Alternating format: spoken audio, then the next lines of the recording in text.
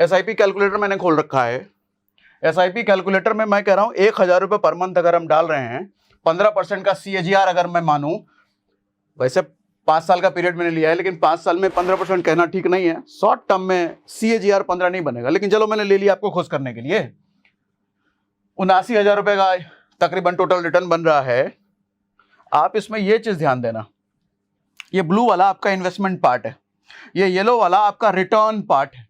ज्यादा क्या है, आपको रिटर्न ज्यादा मिला है या आपका इन्वेस्टमेंट ज्यादा है? चाचा आपका इन्वेस्टमेंट ज्यादा है, रिटर्न तो आपको कम मिला है। लेकिन यही चीज अगर समय अवधि बढ़ा करके इसको कर दो आप 30 साल कर दो, पासा ही पलट गया पूरा। ये ब्लू वाला जो आपका इन्वेस्टमेंट पार्ट है ये दिख ही नहीं रहा है, ये इतना छोटा रह गया। रिटर्न पार्ट देखो कितना है, मतलब जो मार्केट ने आपको कमा के दिया। ये इतना बड़ा नंबर, इतना बड़ा रिटर्न लेने के लिए सबसे ज्यादा जरूरी क्या है? ये जरूरी है इतने साल तक लगातार टिके रहना। ये नहीं कि आज मन हुआ तो इस महीने कर देते हैं, मार्केट खराब है 2 महीने रुक गए, तीसरे महीने। कभी इसका फायदा नहीं ले पाओगे, कभी नहीं। और इसीलिए मैंने शुरुआत में इधर लिख के कहा था कि 90% लोग एसआईपी से कभी करोड़पति नहीं बन सकते, कभी भी नहीं।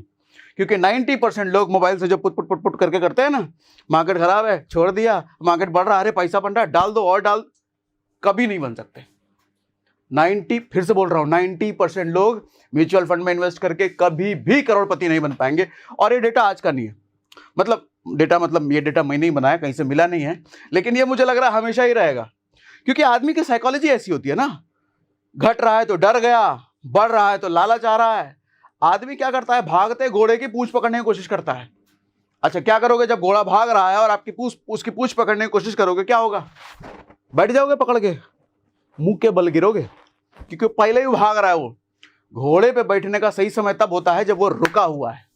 ऐसे ही मार्केट, बाजार, म्यूचुअल फंड जब भाग रहा है, ग्रीन ग्रीन सब कुछ चल रहा है, वो समय नहीं होता इन्वेस्ट करने का। वो समय इन्वेस्ट करोगे तो भैया वो पहले ही ऊपर जा चुका है, वो उसकी पूंछ पकड़ करके मुंह के बल गिरोगे। इन्वेस्ट करने का सही समय तब होता है जैसे अभी चल रहा है, मार्केट स्टेबल नहीं है, गिर रहा है, नेगेटिव लाल, ये समय होता है इन्वेस्ट करने का। वॉरेन बफे कहते हैं ना, जब सब लोग लालची बन रहे हैं तो आप इन्वेस्टर बन जाओ। ऐसे कुछ है ना, व्हेन एवरीवन बिकम्स ग्रीडी, ऐसे कुछ कहावत है, मैं तो भूल भी गया।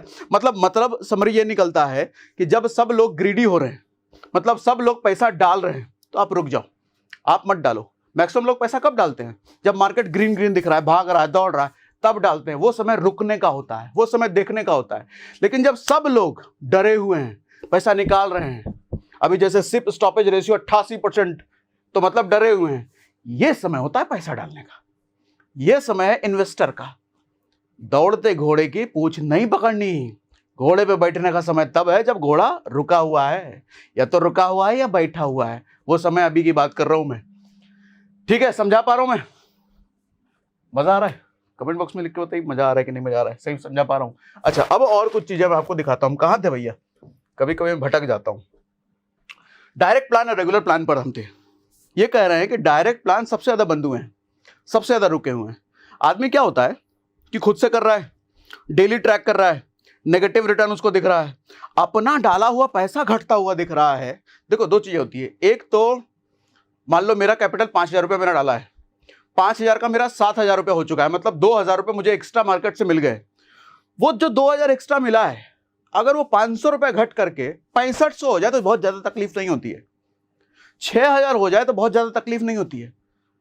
दिल पे पत्थर तब पड़ जाता है जब मेरा कैपिटल 5,000 का 4900 हो जाए, 4800 हो जाए, 4500 हो जाए, तब आदमी का दिमाग खराब हो जाता है। तब रुकना बहुत मुश्किल है। तब कहता है मार गोली भाड़ में जाए, म्यूचुअल फंड सही है कि नहीं, निकालो पैसा जो बचा हुआ है।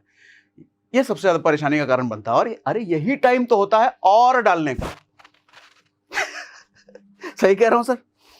तो अच्छा, रेगुलर क्यों बेटर है? ये कहना है कि रेगुलर बेटर है कि नहीं बेटर है, वो आप डिसाइड करो। मैं कह रहा हूं कि रेगुलर में प्लान डिसकंटिन्यू का रेशियो कम है। क्यों कम है? क्योंकि रेगुलर प्लान किसी ना किसी एजेंट की मदद से होती है। कोई मौसी का लड़का करा के गया है आपका, कोई बैंक वाला करा के गया है, कोई इंश्योरेंस वाला करा के गया है। आप तुरंत उसको फोन करोगे जब आपका पोर्टफोलियो रेड हो रहा है, तो अरे ये गिर रहा है, तुम कहां पैसा फंसवा दिए। वो आपको समझाता है, बताता है, जैसे मैं बता रहा हूं, तो आपको लगता है हाँ बात तो सही है, रुकते हैं। तो वहां कोई कंसल्टेंट होता है, वहां कोई गाइड करने वाला होता है, वहां कोई आपके बुरे समय में कंधे पे हाथ रखने वाला होता है, तो आप रुकते हो और उस रुकने का नतीजा क्या होता है?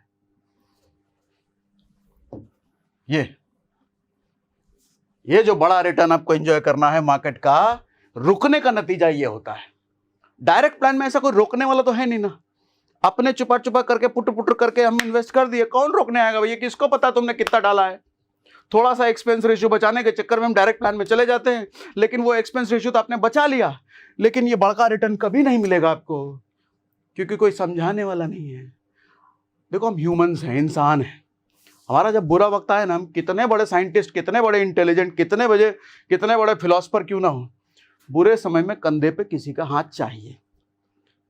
जब घबराहट होती है ना, कोई चाहिए हमको बोलने के लिए, भगत टेंशन मत ले, मैं हूं तेरे साथ। ये रेगुलर प्लान में आपको जो कंसल्टेंट मिलता है ना, ये वो काम करता है जिसकी वजह से ये मिल पाता है।